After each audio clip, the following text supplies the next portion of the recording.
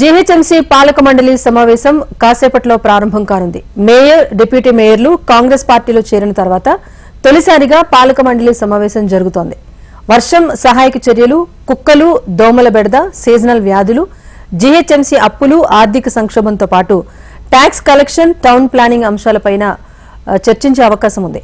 Malkajgiri MP హోదాలో Etela Rajender, Sanath Nagar MLA హోదాలో తలసాని శ్రీనివాస్ యాదవ్, అదేవిధంగా కాంగ్రెస్ పార్టీలో చేరిన బీఆర్ఎస్ ఎమ్మెల్సీలు ప్రభాకర్ రావు, బొగ్గారపు దయానంద్ కౌన్సిల్ భేటీకి హాజరు కాబోతున్నారు. బీఆర్ఎస్ కార్పొరేటర్లందరూ ఖచ్చితంగా సమావేశానికి హాజరు కావాలని అధిష్టానం ఆదేశాలు జారీ చేసింది.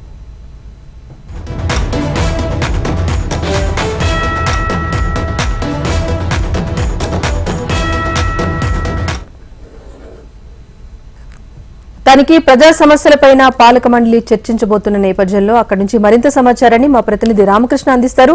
రామకృష్ణ, చెప్పండి, ఇంకా ఎంతసేపట్లో సమావేశం ప్రారంభం కాబోతోంది? ఏ అంశాలు ఈ సమావేశంలో ప్రధానంగా చర్చకు రాబోతున్నాయి?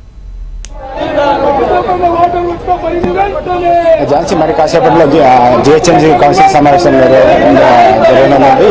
దీనికి ఇప్పటికే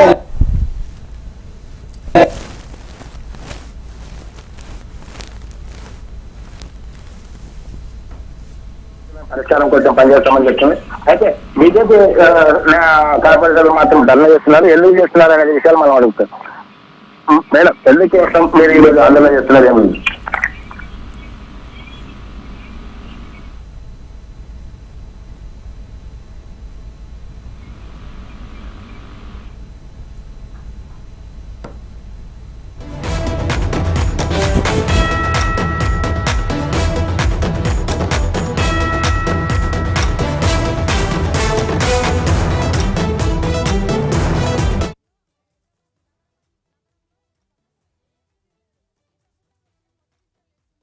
చెరువులలోని నాలాలని పూడికతీత తీయట్లేదు.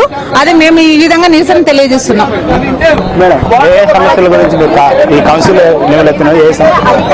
అంటే టోటల్ గా ఇప్పుడు జిహెచ్ఎంసీ పరిధిలో ఎటువంటి ఇప్పుడు గవర్నమెంట్ మారినా గానీ ఎటువంటి డెవలప్మెంట్స్ మీద వాళ్ళు ఫోకస్ చేయట్లేదు.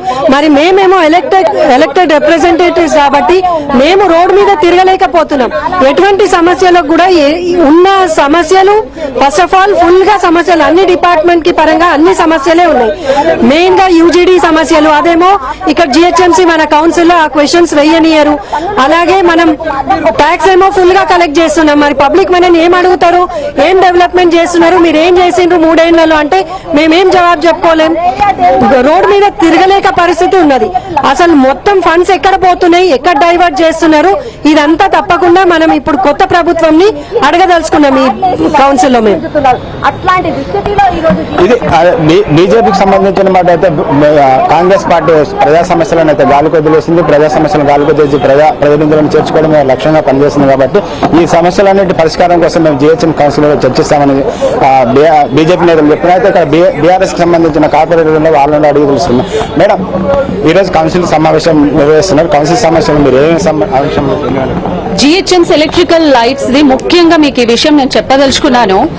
లైట్స్ ది ఎప్పుడైతే GHMC council meeting, general body meeting జరుగుతుందో ఆ వారం రోజుల ముందే ఎలక్ట్రికల్ డిపార్ట్మెంట్ వచ్చి మా కార్పొరేటర్ ఆఫీస్ లోకి వస్తారు.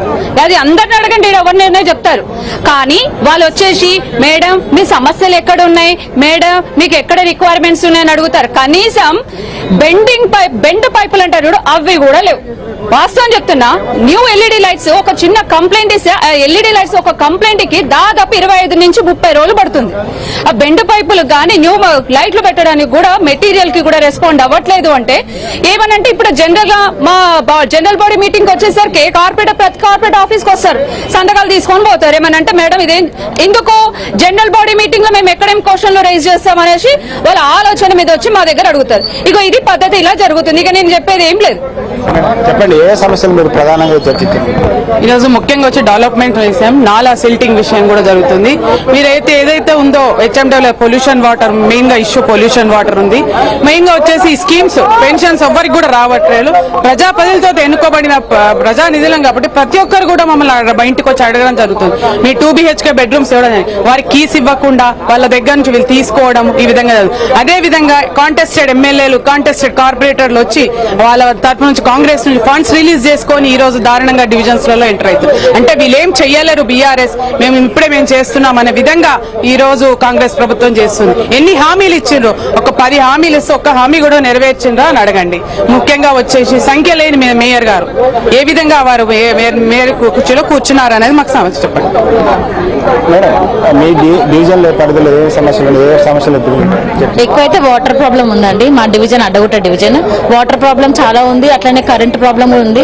అందరూ వచ్చి అడుగుతున్నారు. ముసలోళ్ళకి కూడా పెన్షన్స్ ఇవ్వట్లేదు, అది కూడా పెద్ద ప్రాబ్లం గా మారింది. ఏది కళ్యాణ లక్ష్మి కూడా కొన్ని ఇచ్చారు, కొన్ని ఇవ్వలేదు. దానికి కూడా కొంచెం ఇబ్బందిగా ఉందండి. చెప్పండి, ఏ సమస్యలు ఉన్నాయి ఈరోజు కౌన్సిల్ మీరు?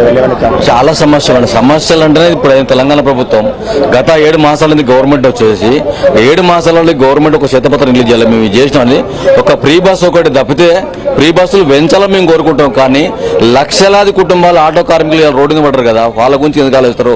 ఇలా విద్యా వ్యవస్థలు మొత్తం ఇది విద్యాశాఖ మంత్రి రాష్ట్రానికి లేడు. విద్యా వ్యవస్థలు మొత్తం టీచర్లు లేక విలువలు ఆడుతూ ఉంటారు. అదే మా జూబ్లీస్ లో రౌండ్ టేబుల్ స్కూల్ ఉంటుంది. 1600 మంది పిల్లలు ఉంటారు అక్కడ, కానీ 6 మంది టీచర్లు ఉన్నారు. ఆ విద్యా నెల రోజులు చూసుకుంటుంది. వాళ్ళంతా ఇప్పుడు ఏం చెప్పాలి? మొత్తం డ్రైనేజ్ సమస్య మొత్తం రోడ్ల పొంగి పొలుతా ఉంది.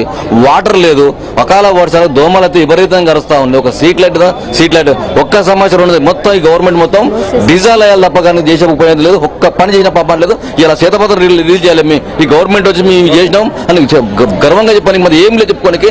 రేవంత్ రెడ్డి ప్రజలను చేర్చుకున్నంత శుద్ధి ఒక ఎమ్మెల్యేని ఒక ఎంపీలని వీళ్ళని చేసుకున్న ఇంట్రెస్ట్ ప్రజలపైన మాత్రం లేదని మేము ఖండిస్తా ఉన్నాం.